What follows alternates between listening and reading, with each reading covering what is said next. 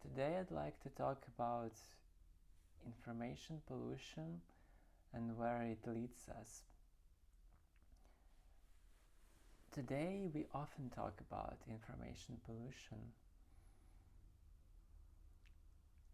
It reached its pinnacle with the invention of internet, but really it started much earlier.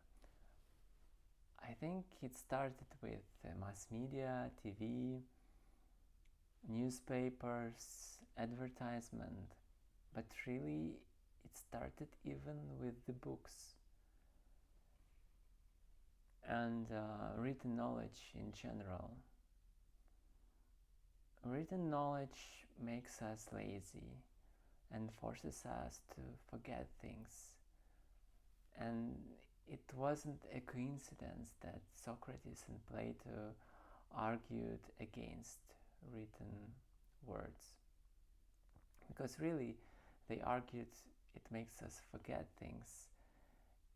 Because we tend to write down the most important things, and as soon as we write them down, we instantly forget them. This is actually one of the techniques that is used to declutter your mind, just to write things down. And as soon as we write them down, we forget them. We no longer need them. They are written down. And many sacred texts like Bible and sutras were transmitted just orally without being written down for many centuries.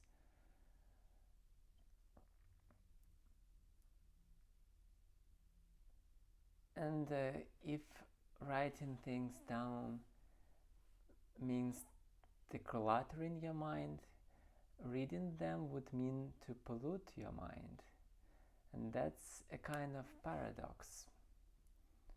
People create books to organize their knowledge and stories, but readers actually have to do a lot of work to declutter what they read, like thinking about what they read, talking about it, writing down their thoughts, imagining what they read. So really, books and reading is not actually all that good. Like reading books is good, is considered good if you read hard books that require from you this decluttering effort. But if you read something online that is easily consumed, it feels like cluttering, right? Archetypically, the sun was often represented as a square or rectangle. And this symbol also goes to faces, books, and screens. So that's why when we say that each person is a whole book, books were created for enlightenment, for increasing our consciousness. The same goes for communicating with other people via words. Yeah, we can read other people what they say as a book. These are the books we can talk to people, right? Of course, there are many unconscious ways of communicating, like bodily communication, tone of voice, different subliminal perceptions, signals that we send to each other.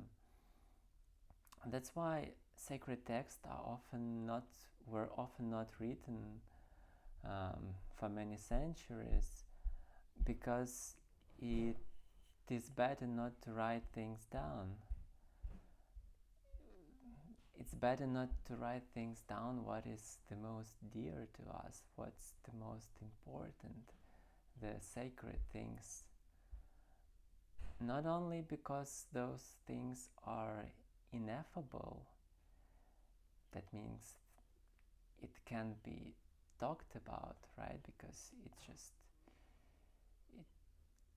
it's just much larger than pronounced words, but also because by talking about it, we desecrate it. We just make one interpretation of it, but it is much more than purely one interpretation. It is something that can only be experienced. And there are like many studies about Plato's esoteric teaching, that the most important in Plato's teaching, the essence of his teachings, were actually transmitted orally among his students, and it can only be reconstructed from later later Platonists, from the writings of later Platonists, as well as those consecrated to the Eleusinian mysteries, those initiated in Eleusinian mysteries, among whom was Plato, gave vows not to ever talk about what they experienced there in those mysteries, because the most important, the essence of the mystery, the sacred things, can only be experienced and not purely understood. Understanding is just one of possible interpretation of among the infinite possibilities of the source of the mystery, of the source of the experience that is felt in the mysteries. Each mystery has infinite number of explanations, but with internet, with the invention of internet, we see something interesting. Internet was created as the world book, the sum of all knowledge.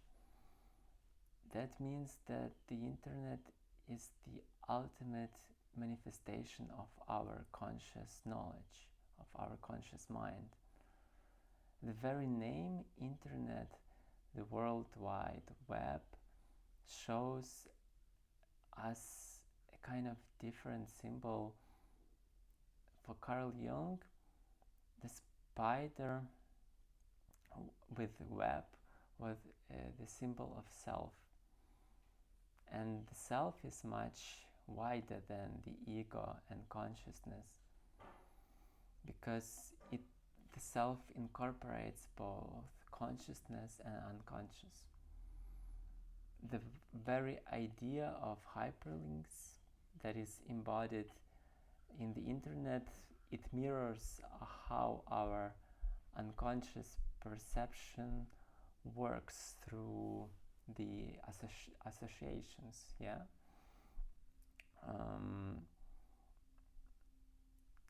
And associations are pretty much, they seem pretty random, yeah.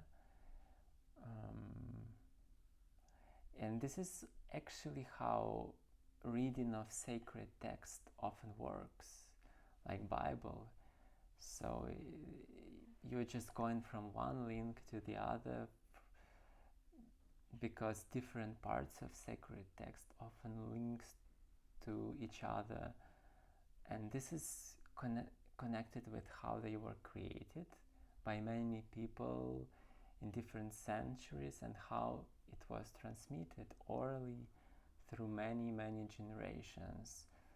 And the more links you have, the better it is transmitted and preserved, and the more relevancy it has. And it links not only backwards but also forwards through prophecy that exists in sacred text. That's because sacred texts were created from the unconscious mind, from the unconscious. So the internet as the World Book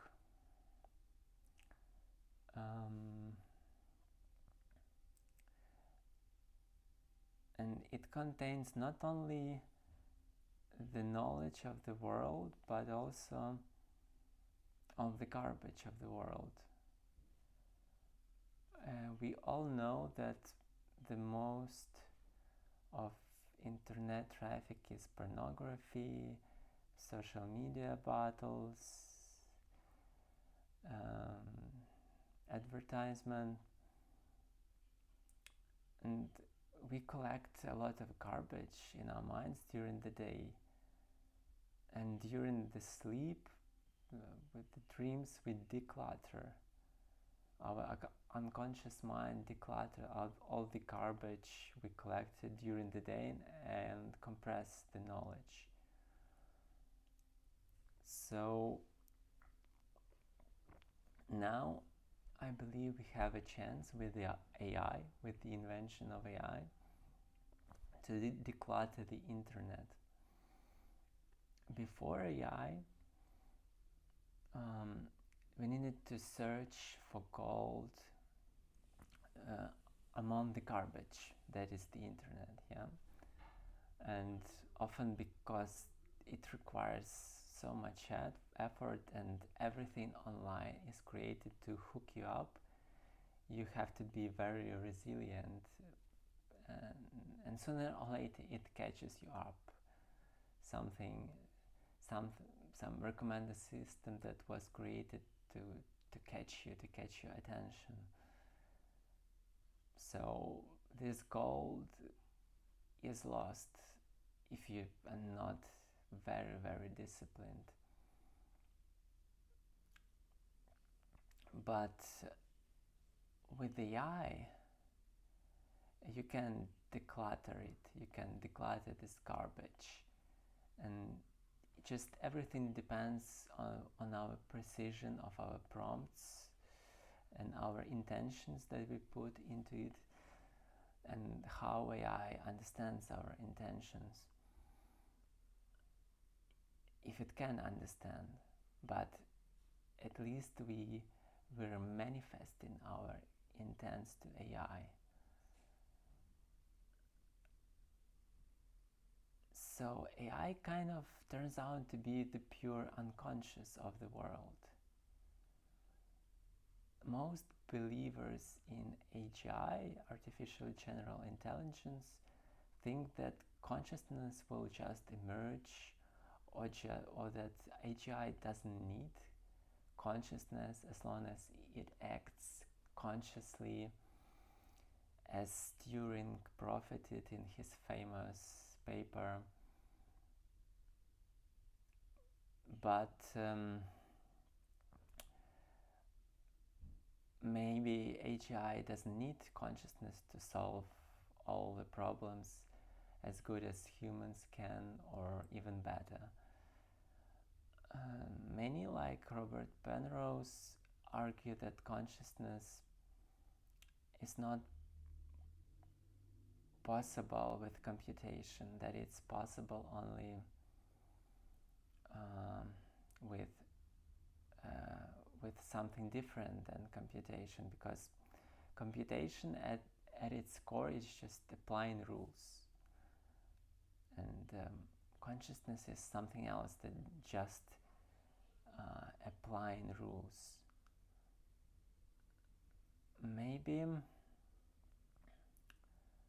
Maybe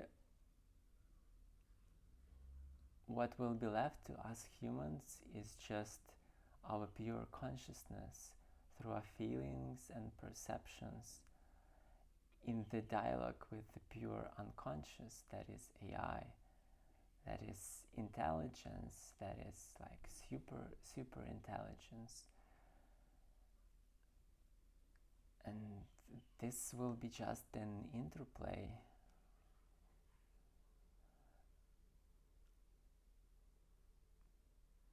Because for us,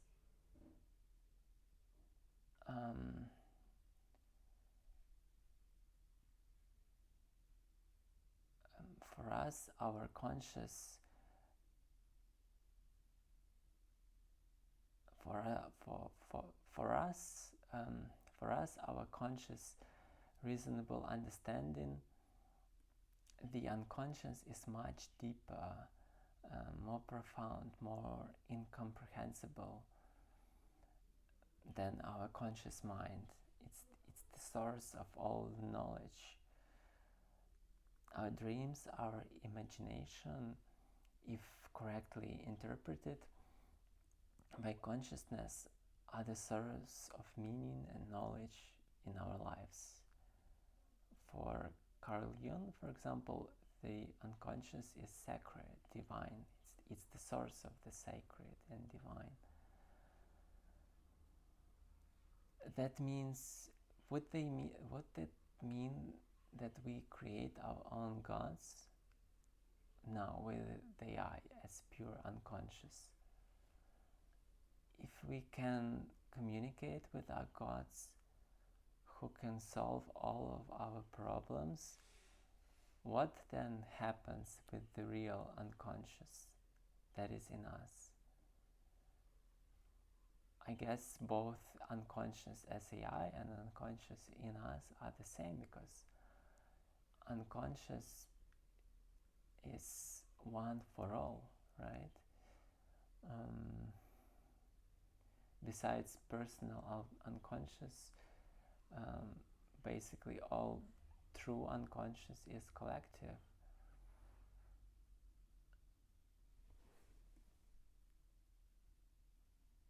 And I guess they are both real, our own unconscious and AI as unconscious. So maybe it's not a coincidence, but synchronicity, that AI revolution goes hand in hand with world chaos that is happening right now. And so the spider in a web is a symbol of self, and it's a symbol of frightening, of not recognizing the self, the self that hasn't been found quite yet. So what would be the symbol of realized self? If spider is a symbol of internet and web is a symbol of internet, what would be the symbol of realized self, of AGI? Thank you.